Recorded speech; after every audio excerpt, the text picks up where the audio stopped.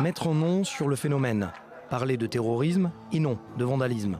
Face à ces jeunes des collines et du prix à payer, toujours plus déterminés à en découdre non seulement avec leur propre État, mais aussi avec les Palestiniens, les forces de sécurité israéliennes demandent plus de moyens et semblent les avoir obtenus. Arrestations administratives, présence renforcée en Cisjordanie.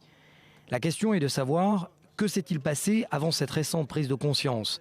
Une mauvaise lecture des faits, répond l'ancien chef du département juif au Shabak, les services secrets intérieurs israéliens. Pour autant que je me souvienne, j'ai été le premier en Israël à parler de terrorisme. Il faut appeler un chat, et j'ai dit au début des années 2000, ne prenons pas les choses à la légère. Il s'agit bien de terrorisme. J'ai été attaqué de toutes parts, et on m'a répondu qu'il ne s'agissait que de graffiti. Je réponds que non. Nous savons comment ça commence, nous ne savons pas comment cela va se terminer. Et comme dans toute lutte terroriste, le renseignement humain est primordial. Existe-t-il des agents infiltrés au cœur des populations juives de Cisjordanie? Oui, répond de manière détournée Menachem Landau. De mon époque, la coopération entre le terrain et le Shabak fonctionnait parfaitement bien. On me renseignait, on me téléphonait pour m'informer. C'est comme ça que l'on travaille.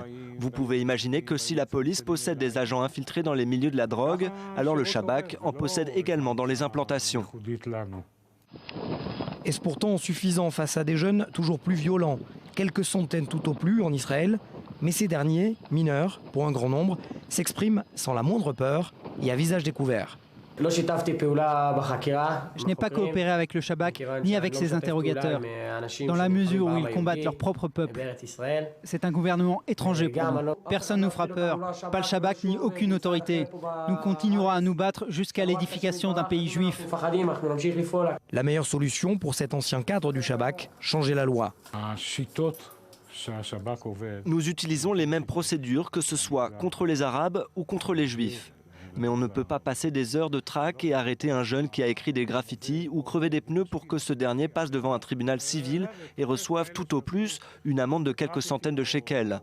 À partir du moment où tu qualifies ces actes de terrorisme, les règles du jeu changent et on peut les traduire devant un tribunal militaire où ils prendront beaucoup plus cher. La solution sécuritaire existe, reste donc aux leaders politiques à l'appliquer.